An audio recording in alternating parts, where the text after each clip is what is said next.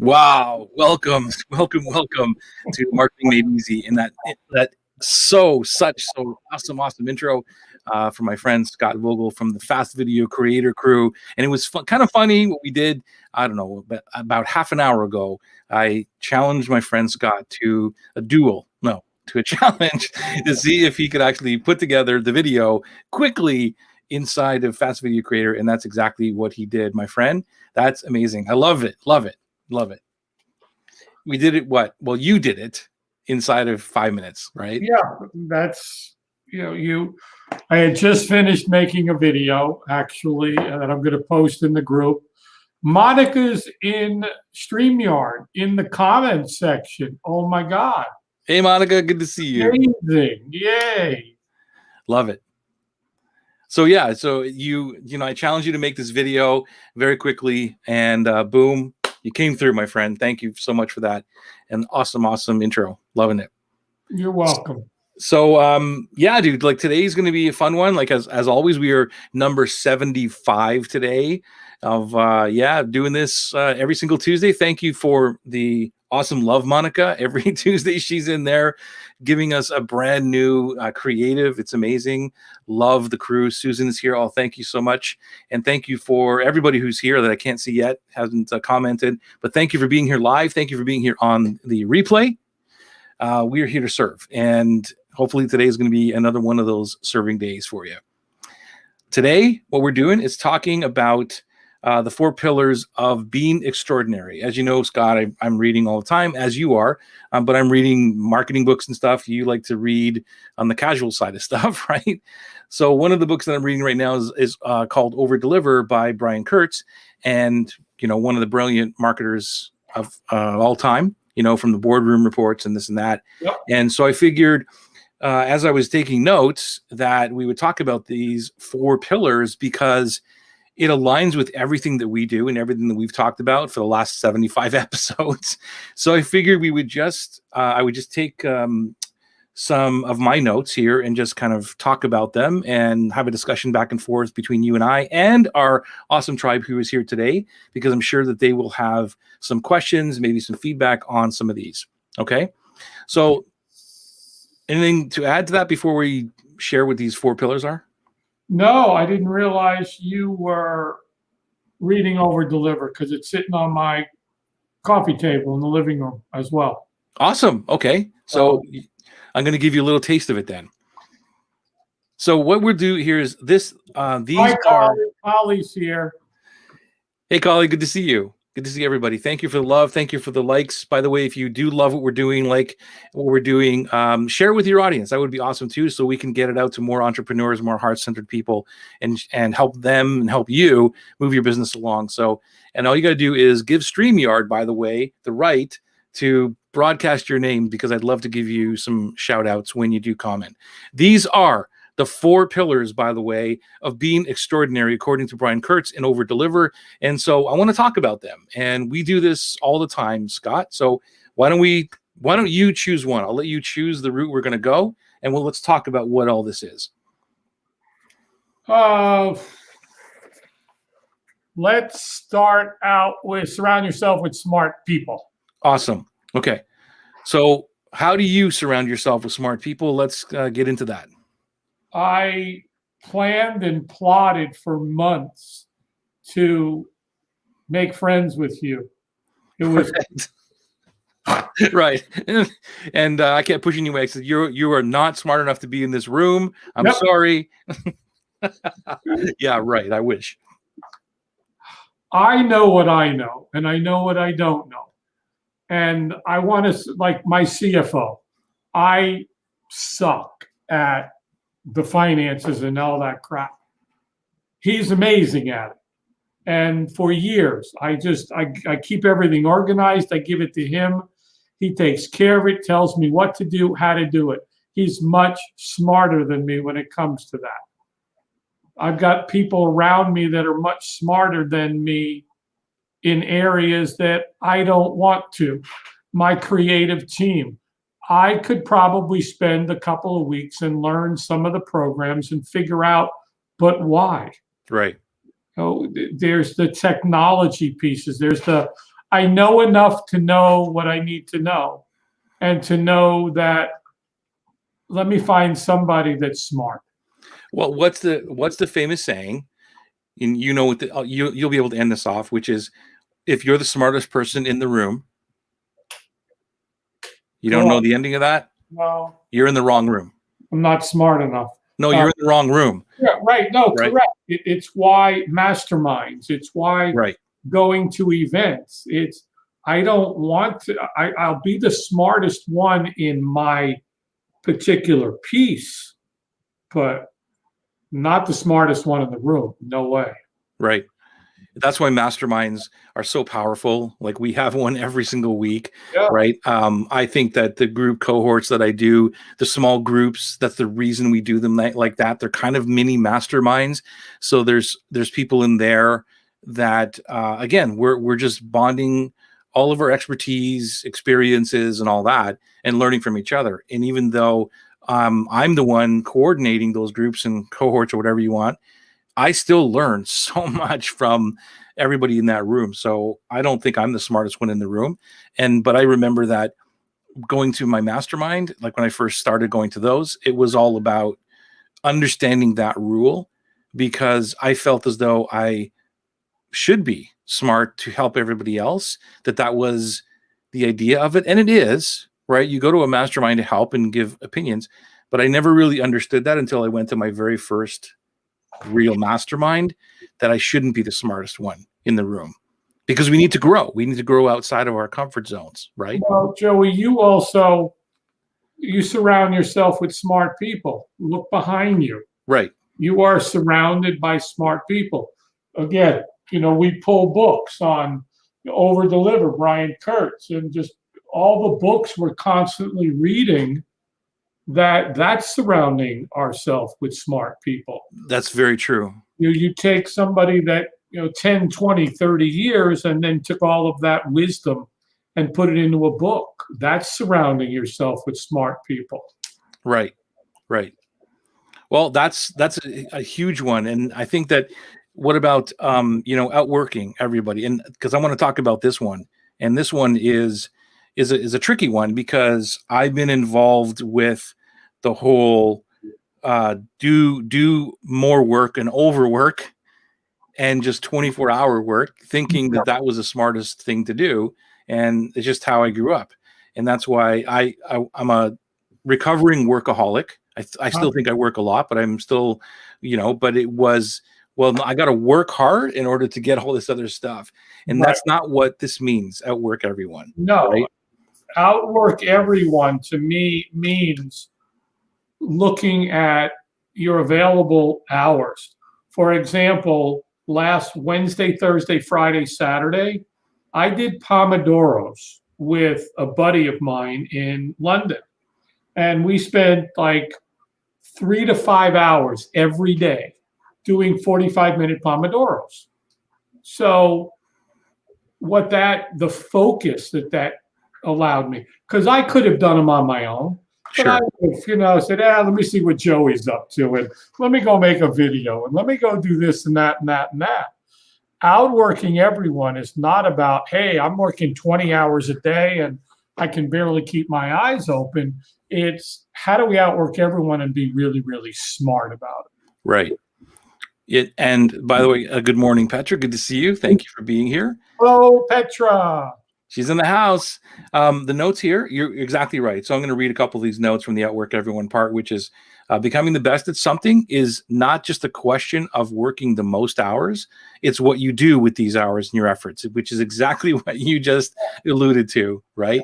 The real differentiating success comes from deliberate practice, seeking critical feedback, which is what we do with these masterminds, right? It's part of that critical feedback on what we're doing, and getting coaching from people who are ahead of you. That's part of outworking everyone. There's 4 notes here I want to read. When you experience success, the first thing you should do after a short celebration is to try and beat the control. We're talking about marketing now, right? And we can talk a little bit about this, because this is a big one.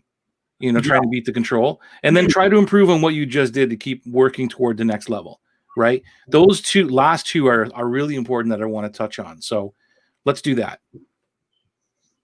Okay, so which one do you want to touch on first? Whichever one you want to. When you experience success with a control, like a marketing piece, a copy piece, whatever, you're trying to beat the control. Let's talk about what that means and how we approach that. So obviously the control is whatever the marketing piece is, whether it's an email, whether it's a landing page, an opt-in, whether it's a postcard, a direct response, whatever the piece is, an ad in the newspaper, on a blog, on a website, once you've got your statistics down from a period of time, like you go on Facebook, you run a couple of ads. It takes a little while to build an audience. It's not like, hey, I ran an ad last night and I'm rich. No, you got to build an audience. You got to find out once it runs for a while, and then you're like, okay, I know what it's costing me per click. I know what it's costing me per sale. Now, let me keep this as the control. Now let me do another ad. Let me do a video ad. Let me do this and see. It's like when we did a lot of postcard marketing, the control was the first postcard. Right. Okay? Then we changed the headline. One thing at a time. We changed one thing at a time. Otherwise, you'll never know. Exactly. So, yeah, and it's the same thing. Remember when we were doing I don't know if we did it live here or not, but we were talking about the opt-in pages. Remember when I showed the profit first thingies and the ugliest thing against the control, which was the pretty one. And I did, I don't know how many different split tests. And that's what we're talking about, is really a split test of, like, the first pretty one was getting me 60% opt-ins every day. And I'm like, okay, well, let me try to beat that. And every single time, no matter what I put up, and that's a whole other discussion about the graphic or the creative part of it, the graphics, but I tried to beat the control, remember? And I couldn't really beat it. It was always along the same lines. And it's like, okay, I've tried this 10 times now. What else can I do here, right? So that was pretty fun. Yo, Eddie. Thanks, Eddie. Change one thing at a time. If we change a lot of things, we don't know what's broken. Exactly. Yep. And that's a big thing, because like in our day, way back when we were doing actual mail thingies, it would cost a lot of money to do a split test, right? You're just changing one thing and you're testing that, and it would take months for the data to come back to analyze. And now on Facebook and the stuff that we have the ability to do all this. And I still see people freaking out. What? I got to pay, an extra couple of dollars to do all this other stuff? Like, are you kidding me? Like, the power that you have in your hands is incredible. And imagine what we could have done and where we would be now, Scott. Joey, we invested $70 over the last week to learn about an audience and find out information from Google Analytics and from Facebook and who's clicking and what audience, because for that particular product, we don't have an audience yet. So we're looking at it, and it's like, okay, so we took a week, we spent $10 a day. Now let's drop it down, because we're about to add something else in another category, and we're going to let it go and see the expectation of, if we had, my God, I remember we did a postcard campaign to different zip codes, and each zip code was targeted, and we did it by home value. We did it by credit card, and we separated everything. Right. And we had created something back then, way back when, called key codes. So when you went online, you entered a key code, which basically gave you that offer and allowed us to track it. And by the time we designed the postcard and got the proof back and checked it and double checked it, and then got the mailing list, and then this, it was 10 grand. Right.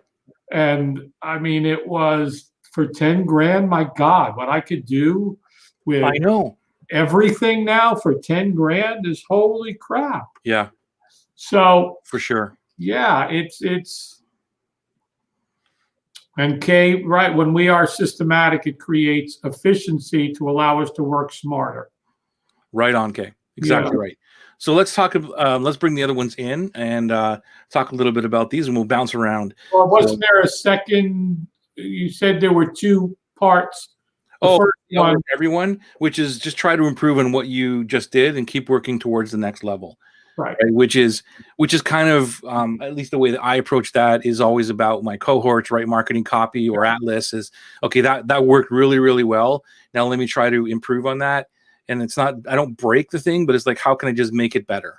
Well, I mean, Right. I wrote a VSL the other day, and I animated it, and then I sent it to somebody, and I said, "What do you think?" Be real critical, and he was real critical. And he goes, "I'm sorry, I was critical." I was like, "Thank you for being critical, because I don't know everything, and as you and I know, Joey, with our own stuff, it's so different.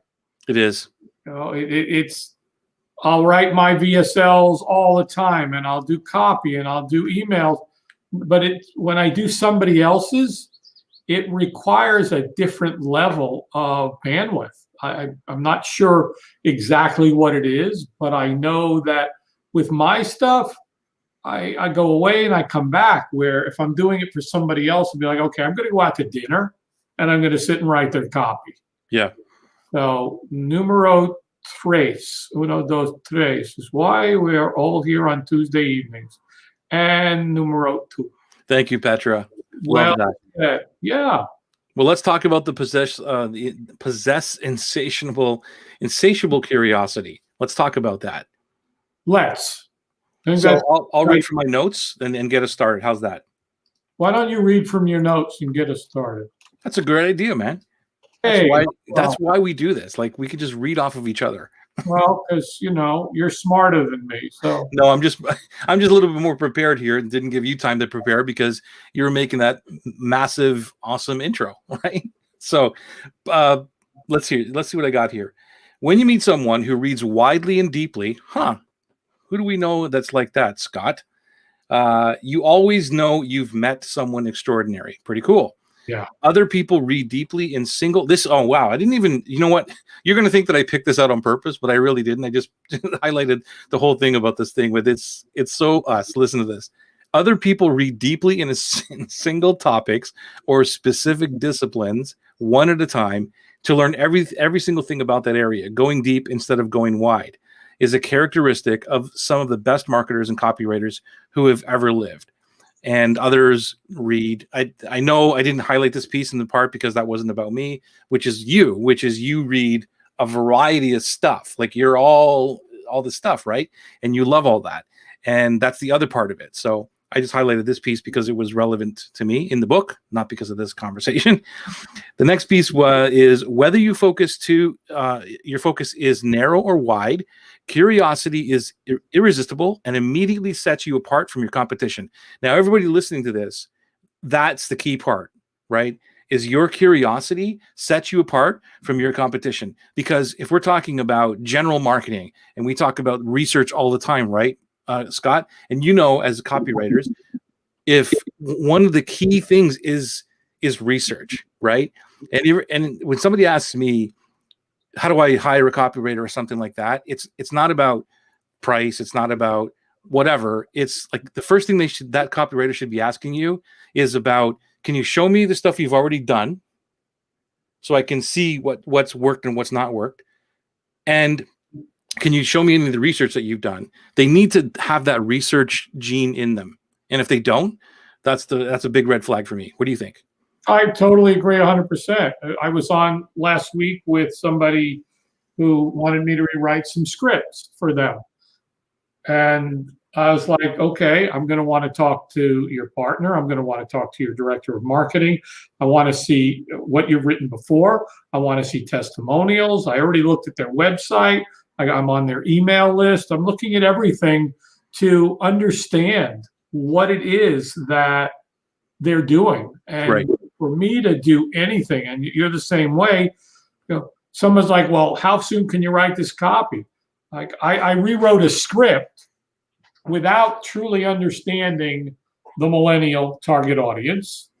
I did a little research really quick before I rewrote 500 words.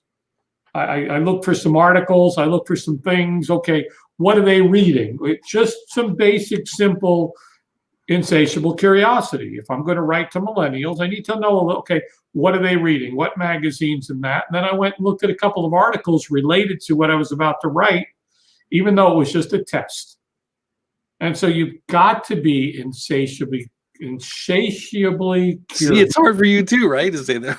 Insatiably curious. Yes. Like, dude, this is part of my DNA. Like, I am so curious. It's like I don't even have to think about it. Like, this is all I live for. I'm so curious.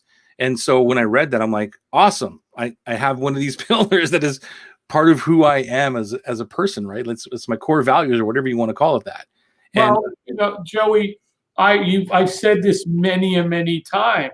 It's one of the traits, skills, characteristics that I admire about you, the ability to consume so much information, osmosis it, and then put it out in a way that just is so simplified. Yeah, thank you. So that it makes so much sense. The little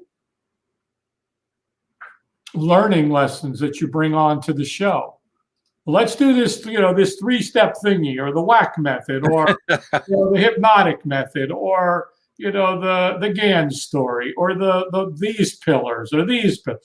It's just all of these things you take that then, and K-Mate is making a great point, that ability to research in a way that deeply connects the dots does require insatiable curiosity and desire to find the gems or synthesize gems.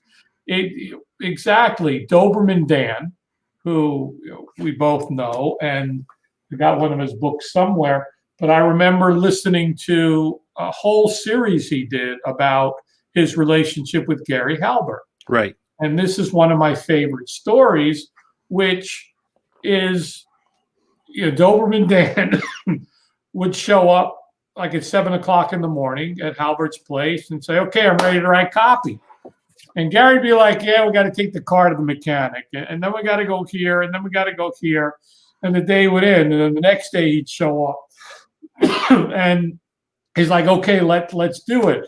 He's like, well, we got to take the boat out for a spin because I got to check something on it. And this would go on for like 5 days. And then it'd be like, what's going on? And then he'd show up on a Saturday and they would just sit down and he'd write the copy. That was his process. And, it's not totally insatiable curiosity, but what it is you do that research. It's like when someone says how long it's going to take, I'll be like, I don't know. Well, look at right marketing copy. That's all it is really, that's the basis of it, is how do I write really great copy fast? And I don't want to be a copywriter and all that stuff, the big promise of it. But it's really about, okay, look, I'm trying to teach them this thing is like, I want you to get really curious about your audience. You don't have to be maybe insatiable about it like me, but let's get you curious enough so that every time from today forward. No, you do have to be insatiably curious. All right. I stand corrected. Thank you. Okay. So then from this day forward, every time you see something within your marketplace, it piques your curiosity, right? Or you kind of see it from the side view. Go, wait a second. What was it? What was that? I need to go see what that is, or copy that over into my copy bank or whatever it is. And that's how you write really great copy, because after that is like, okay, well, what framework am I going to use? What's the thing? Those are all tools. Those are all templates and whatever, right? But it's that where you start is the curiosity within your marketplace. And you'll read when you read Overdeliver, you'll know that because Brian was friends with all of them, like the Gary Halberts, the Eugene Schwartzes, right? And Eugene Schwartz, we know, is the Bible of marketing. Like breakthrough advertising is the Bible. Everything we talk about, every course in the world based on marketing comes from breakthrough advertising, right? And you will see, whether you know this or not, I don't know, but that Eugene Schwartz, Brian says that Eugene was the most avid reader ever that he ever met in a wide scope of everything. Right. So he had that. And I think that's maybe where the insatiable curiosity thing comes from. It comes from Eugene Schwartz. Yeah. So when you put those dots together, just like Kay is saying here, and you look back to breakthrough advertising, you can understand even wider of like why breakthrough advertising is such a gem that goes beyond what normal marketing, like if you don't read the book, like you need to understand breakthrough advertising, right? And he talks about all the stuff like the internal desires and all these things that normally would not be in a marketer's mind. It would just be, how do you advertise? How do you put something in front of somebody and all these other things? But because Eugene was so, so well read in psychologies and all these other kind of things, that's where it all stems from. And I just love that book so much. I mean, I don't know how many times I've read that thing. It's like, somebody, my yoga teacher the other day sent me this Dire Dozen, which I just posted in the group a little while ago. A wonderful, how 12 ideas on how to connect with intention. Mm-hmm. And I watched it. It was 10 minutes. And then I was curious. And so I watched the hour-and-a-half program yesterday sitting outside, because I was just, I've read much of Dyer's work, and it was just the right, like the right book falls off the shelf at the right time. Yep. It was something that fell off at the right time for me, and I created a video from it. The one I just finished, when you asked me, it challenged me to, could I do something before the show? Awesome. So yeah, that to me, if you are truly a heart-centered entrepreneur, if you truly want to connect with your dream client, you need to be insatiably curious, because it goes back to the copy bank. It goes back to the research and the looking at Amazon and looking at blogs and looking everywhere and reading articles about what are they saying? What's the languaging they're using? Because when you go sit to write or talk to them, you're bringing forth what they want to hear. Yeah. And it leads right into the last one, which is help others first. I think that is everything that we stand for, heart-centered entrepreneurs, or that's exactly what everything that I base my world on. I think that's right, is about. Like, it's just help others first. How do we do that? And I'll read a little bit from the notes here, which is, when you default to generosity and always helping others, it's easy to outwork everyone.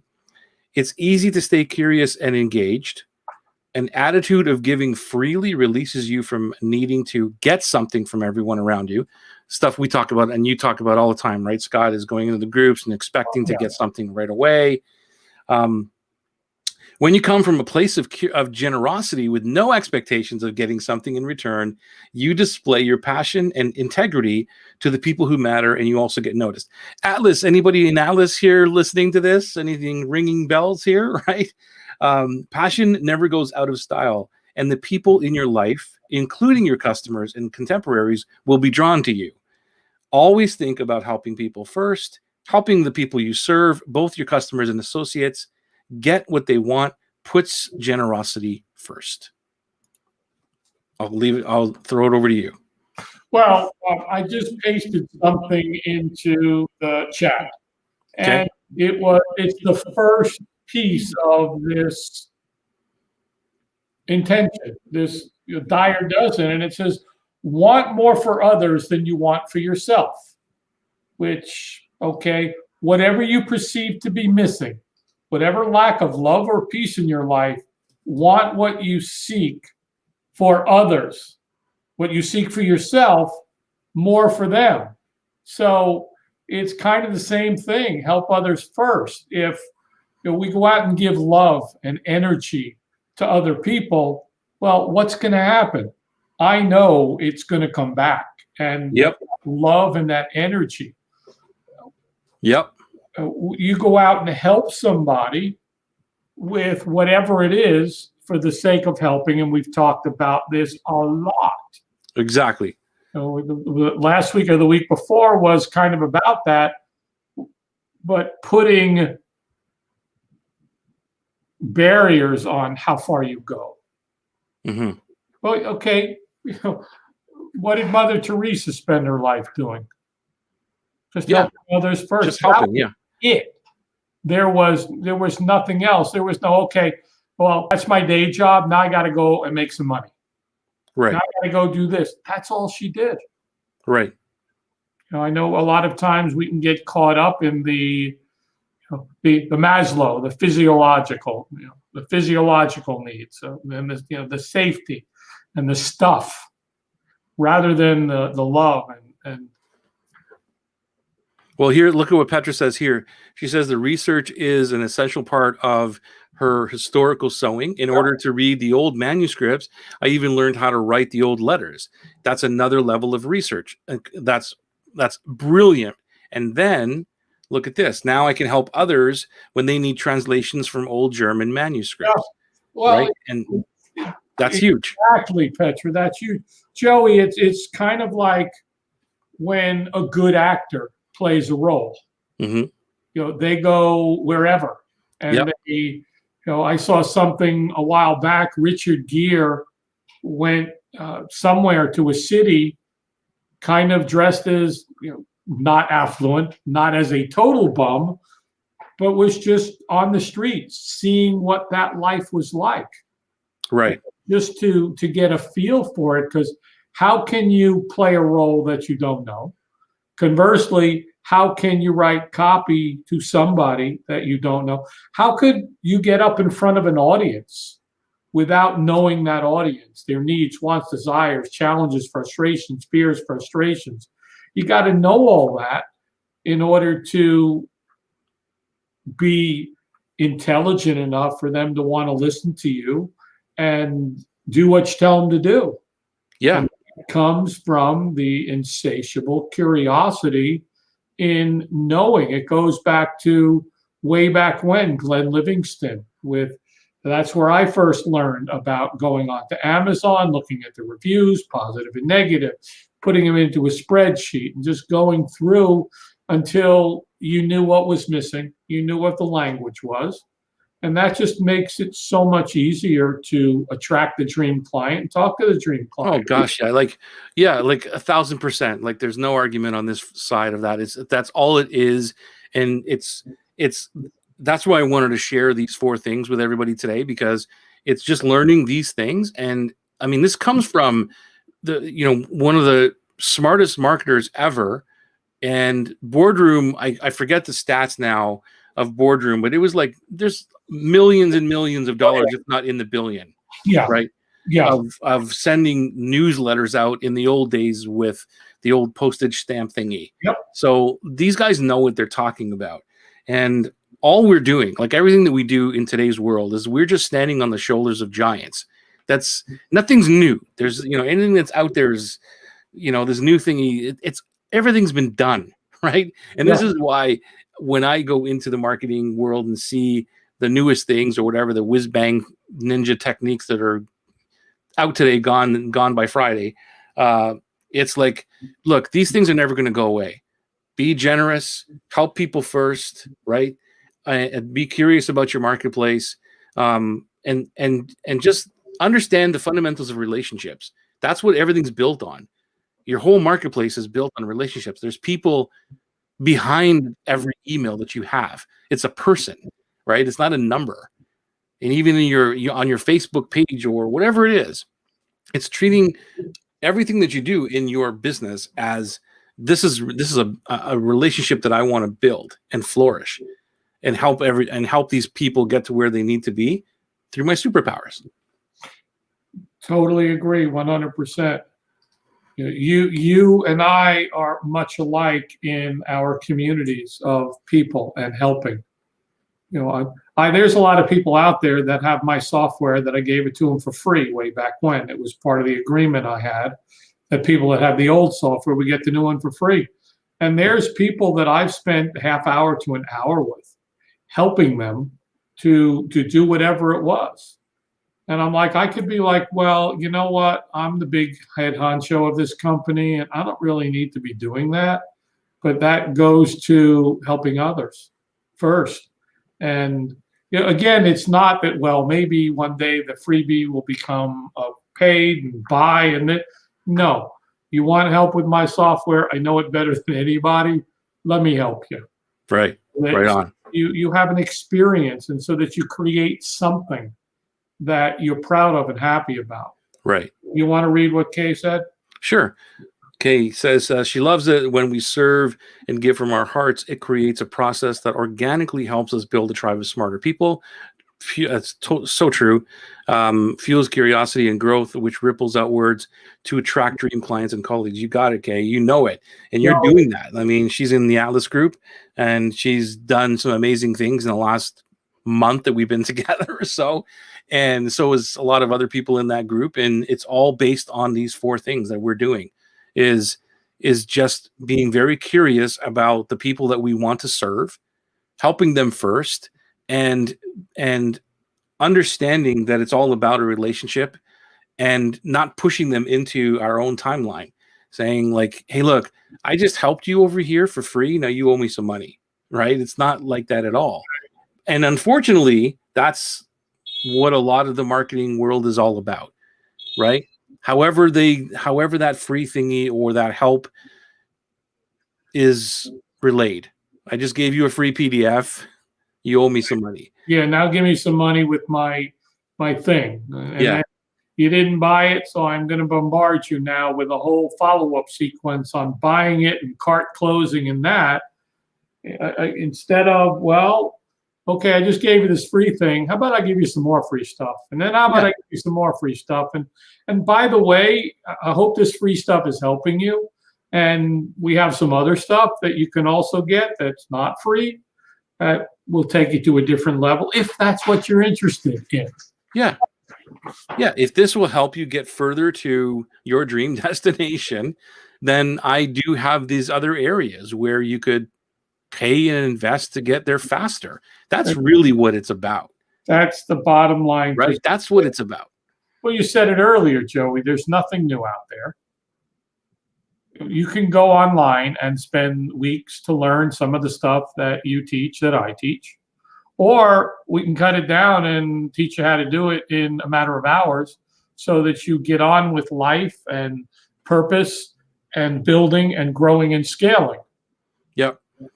And that's where the expertise comes in, because, anybody listening to this, where I see things going is in these experiential cohorts, groups, and things like that, right? The whole information thingy is dead to me. Like, people don't want information anymore.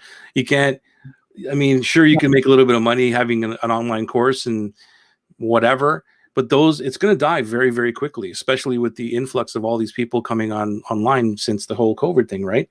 And it's like, if you employ these 4 things by outworking everyone, and outworking, we mean, and in my view of this, would be exactly what I'm doing now in Atlas and in WMC, right?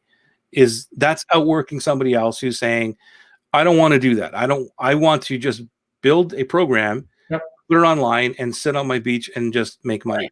So that is outworking, but it doesn't mean I'm right. You agree? It's not like 24 hours I'm working. It's just outworking the whole system, doing it a different way to meet these other things, which is help people first. How can I help people? Yeah. Right. And that's what are your thoughts about that? Like, where do you see this going? This whole online world?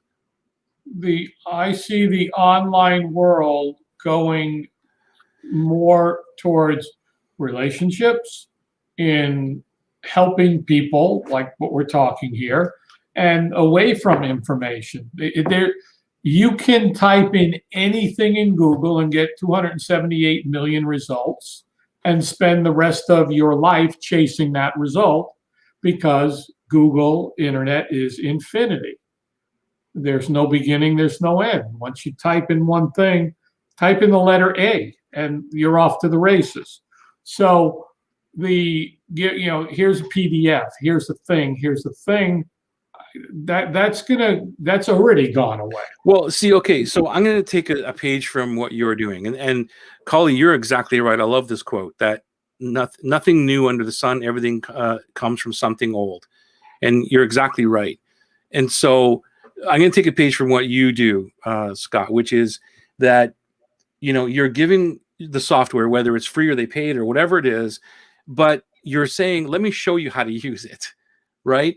And that's a completely different thing. So it's like, you remember when, I don't know how long ago it was, whether it was 20 years ago, whatever it was. Remember when the information age was the big thing? Like, we're entering the information age. Remember that? Yeah. And it was like, if you sell information, you are in a gold mine. And it was true. It was like, man, this is great. That age is totally gone. Do you agree? Yeah. Totally. Okay. And the reason is why? Because there's too much information, which is what you just said. It's again, not even, you don't even need this anymore. Pick up your wrist, Joey. You got your watch. Right. Know? I talk to my watch all the time. Like, yeah, you talk to your watch, Dick Tracy. It talks back to you. Yeah. Well, hey, whoever his name is, what is the thing of the thingy? Yep. Back when, we'd have to go to the library, go to the card catalog, the Dewey Decimal System, find 7 books, sit down, find out which one, find their information, and 7 hours later, we were back with the answer.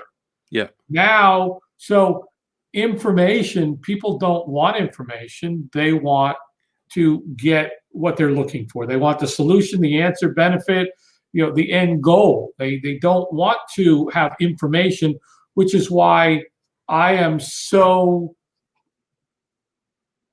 what's the word I'm looking for?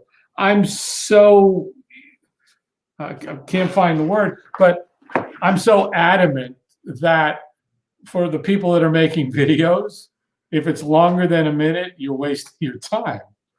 Because it used to be somebody would give you 5 minutes, 10 minutes. Now it's, again, I go back to YouTube. You got 5 seconds before you can click skip ad, which means you got 5 seconds to get somebody's attention and get them to go, okay, this is interesting, and now I'll go deeper. So I look at people that want to do 20-minute videos, and I'm like, after they're part of your tribe, they'll listen to you forever. But in the beginning, it's like going to a club, and if you walk up to somebody and you're not interesting in the first 3 seconds, it's over. You don't get another chance. Mm-hmm. So it's got to be something different and good and unique and wonderful that they're like, okay, let me check this out and see if it's worthwhile. So I don't even know if I answered your question. I think you went on a different rail there, but that's okay. It's still very valuable. I think what we're talking about really is on where the world is going in our view of it, in terms of the online presence and businesses and all this. And it's about helping people, right? And I've seen way too many posts and people who are just disgruntled about, I've spent a week already on this. Yeah. I'm not getting anything. I'm not getting any return. I'm like, holy crap, right? Well, not only that, Joey, I've spent a week or a month, or we see this all the time. I spent this much money for this person to not help me. Yeah. So that's why I like when Angel talks about giving people a return on their investment immediately. And that goes to number 4, is helping others first. Yeah, exactly. When you and I get on with somebody, I'm going to look at whatever it is and say, do this, this, this, and this. It'll fix it. It'll make it better. It'll help you.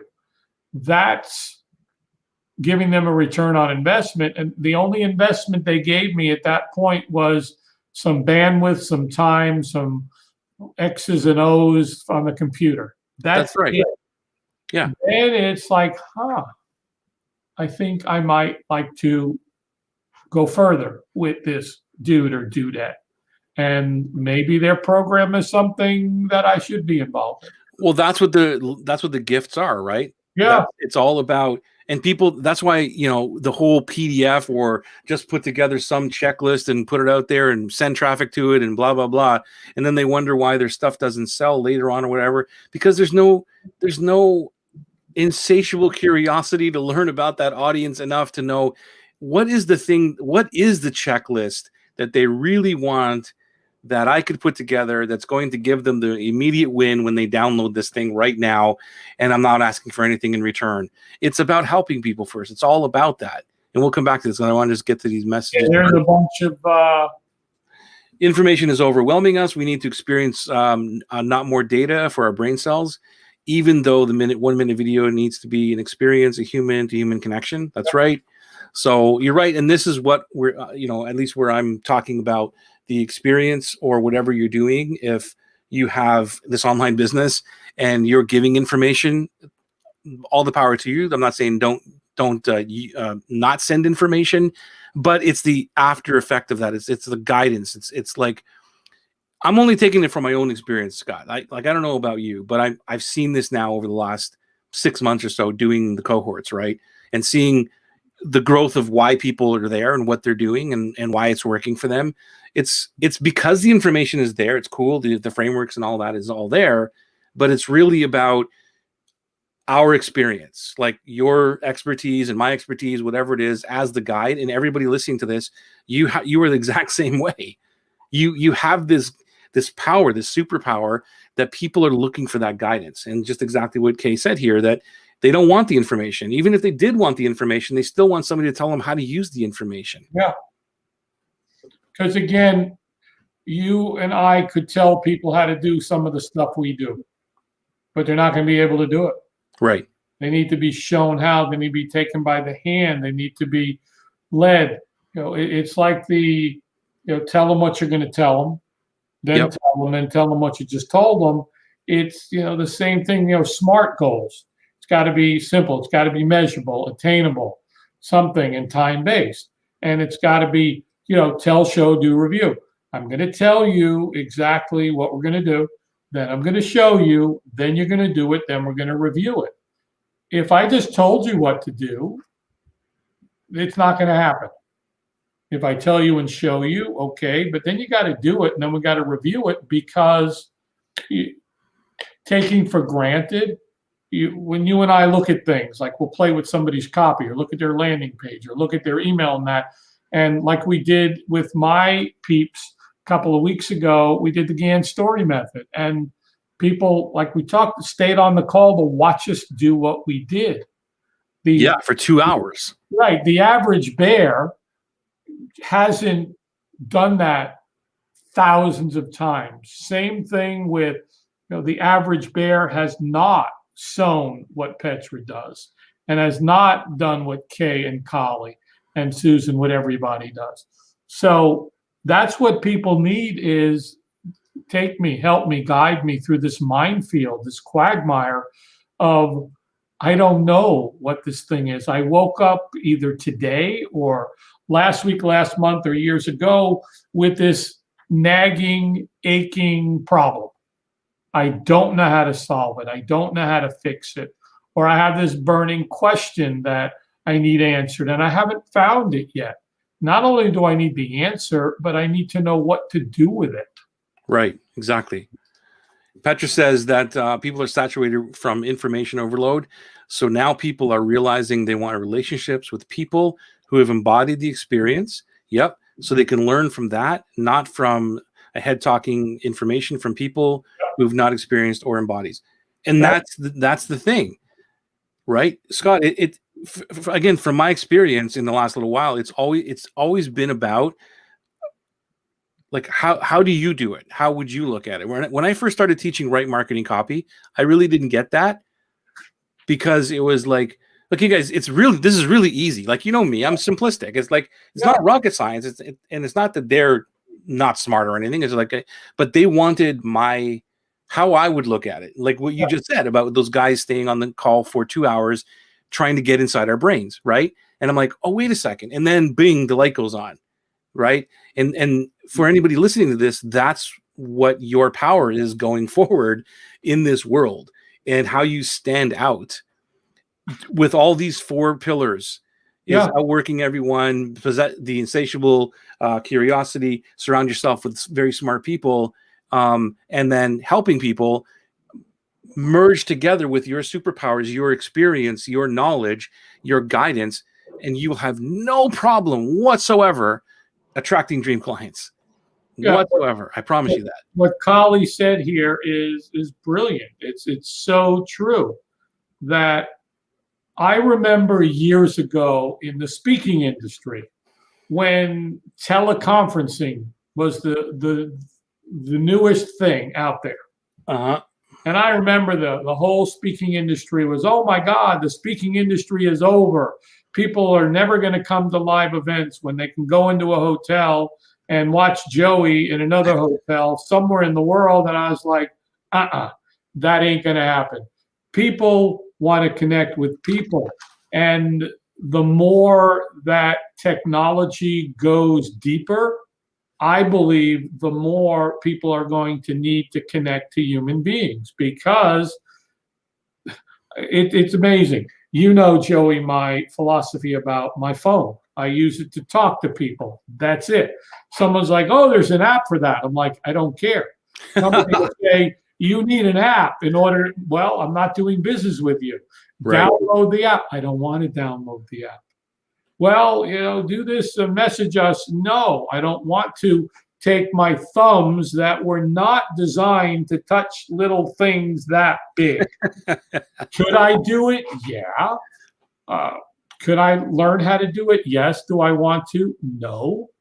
Why? Because when I leave the office, I don't want to be connected. I don't want to have that anxiety that most people experience of, here's my phone. I'll leave my phone at home a lot of times, and I'll go places and that and be like, yeah, where's your phone? I went into a store and they're like, well, show us the coupon on your phone. I was like, I don't have my phone. Well, is it in the car? It's like, no. And they were like, they couldn't believe that on your phone. My phone is at home attached to the wall. Why would I bring? Yeah, exactly. Why would I rip it off the wall? And Joey, that obviously owning a software company and having multiple pieces of software, you and I are pretty technologically advanced. Yeah. I just don't want my brain fried any more than it already is. For sure. So. Monica has, she said the few seconds of videos that she tested on IG, the ones with 15-second of photos people didn't stay to the end. Only the 3 to 5 second ones people watched and liked more. Yeah, because people have a very short attention span. Yeah. M in the house. Love that simplistic explanation. Teach you, show you, review. That transformation is through the implementation. That's exactly right. Yep. Well, Joey, that was, again, I'll give you credit for my 30-day, which will be one day become a forever sequence. They get the software, and the first day I tell them how to use it with an example. I show them, or one of my team shows them, and then they have it to do it and follow along. Now, There's no review piece there, which, who knows, down the road, maybe I'll add a review piece. Every 7 days, show up and we'll answer questions about all the scenes that you got in that. And that my biggest thing is always, most companies do not teach you how to consume what you just bought. Right, exactly. You go get a new car. I leased a new car, and there were things. The guy sat with me and goes, "Well, here's this, and that, and then I was like, "Well, crap. How do I do that thing?" I'm like, "I don't want to go read a manual.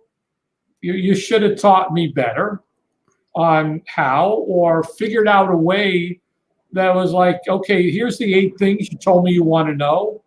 Here's a short video, or here's how to do it." So Kay agrees with you. Yeah, Kay. Phone-free radicals. And then Monica Murphy, when the phones were tied to the wall, people were free. It's so true. So true. You went outside and played. Yeah. You ran like the wind. You had fun. You didn't worry if your phone was in your back pocket, or did the screen fall out and break, or did you have a protector on it? one of my dearest friend's daughter, I can't count the number of times she's broken the screen, and she literally flips out if she can't find her phone. Yeah. And it's just, the technology and the connection, and it's not connection. And that goes back to what we were talking about. I believe that as we move deeper into the online world with millions and billions coming on, I believe they're going to look for a connection. Oh, no doubt, no doubt. But imagine if you continue that connection with the technology that we have right now, right? We can kind of connect, right, on the Zoom thingy, and it's okay. But imagine this. So the way that I see this is that, the small groups that I have are awesome people. We all believe, at least the way that I feel, is that we all we're all friends already, right? I've never met these people in person, but I feel as though we have met and we're friends. And then what happens now when we do that live event, right? We go and do our live event, when it'll be totally magical. I think it'll be awesome. It'll be over and above than just going to an event because you're kind of interested in the topic and you're in a group together or whatever. But when you have these small groups that have been masterminding or whatever, that connection for a long while, and then all of a sudden you show up, it's like seeing your old friends from high school. I think the magic and the connections will be astronomical in the future. I believe that the event industry, the conference industry, the speaking industry is going to explode. Oh, dude, for sure. At least for the first couple of years, because it's been taken away from us. Right. Okay. But now, then when it gets back to a norm, what's going to happen? So where I see it is that, okay, let's get over that whole initial spike of like, oh my God, I can finally get out and hug people now. Yeah. Right. Yep. Once we get back to a norm, and then, okay, am I going to go to that event or am I not going to go to that event? That's going to change because we've been interconnected, right? Through one event to the next, we've been interconnected in small groups that are saying, "Oh my God, I can't wait to see you in Florida. Can't wait to see you in San Diego when we're going to go to this thing, right?" And those groups, you guys, okay, well, I'll meet you at 8:30 down the lobby. Everybody's going to be there. Great. Like it's kind of this new world, I think, that's going to explode. And yes, exactly right. The pizza party, as we speak. Oh, you had to bring up the pizza. Darn it! I'm so jealous of you. Oh my gosh. You just said imagining a pizza party. She didn't say. Oh, that you're saying, okay, we're having a pizza party. My brain is fried. Sorry. Read the copy, Joey. Read the words. Don't be afraid to read, man. Yeah, okay. Reading is good for you, son. Don't be afraid to read. Oh my God. That goes way back to, did I tell you that short story with my partner in the studio? Man, it was so classic because he's like way faster and ADD-er than we are, and he would blow up his Macs all the time. Like he would be like, because the message would come up with like, "Are you sure if you do this you're going to delete?" Like, and he would never read it. And then I'd come into the studio and things would be blown up, and like, "What the hell did you do?" He's like, "Dude, I don't know. I just fried I fried the hard drive." So that became our motto. I'm like, don't be afraid to read. So I said, on your tombstone, that's what I'm going to put on it. Don't be afraid to read. Here lies. Oh my God. So I've never been a fan of live events. Well, most of them, but it'll be totally awesome to do a live event with our friends in Atlas. Wouldn't it? Like, imagine that. Like, I just can't wait for that to happen. It will be like old friends showing up. And I think that those connections from one live event to the next, and in between, those connections will just continue to blossom. It'll be so much different. There is no comparison between, granted, we get to do a lot with people all over the world on Zoom, but it just doesn't hold a candle to being. No, you're right. Being on a stage or in front of the room with people in front of you, and the energy, it does not come through digitally. Just doesn't. No, that's not even the debate, right? But imagine this: before this all happened, okay, I would go to events and I met some awesome people Right. who would be like, we got to stick together. Yeah. Dude, it never happened. No. Like Eddie's one. Eddie, like that was maybe the only one.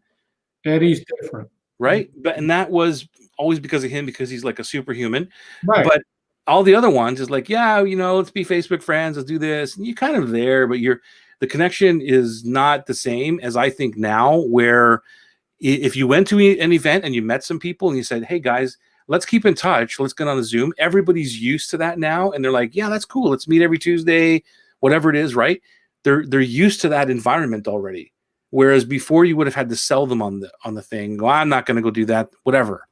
So I think that's going to help us continue the connection between the live thingies. Yep. Anyway, agreed. Live thingy. We're totally off the rail here, but anyway, I mean, that's the way these things go. The live thingy is about surround yourself with smart people. The live thingy is about outworking everyone, helping others first. And the live thingy is about possessing insatiable curiosity. So there. Love the way you brought that all together, my friend.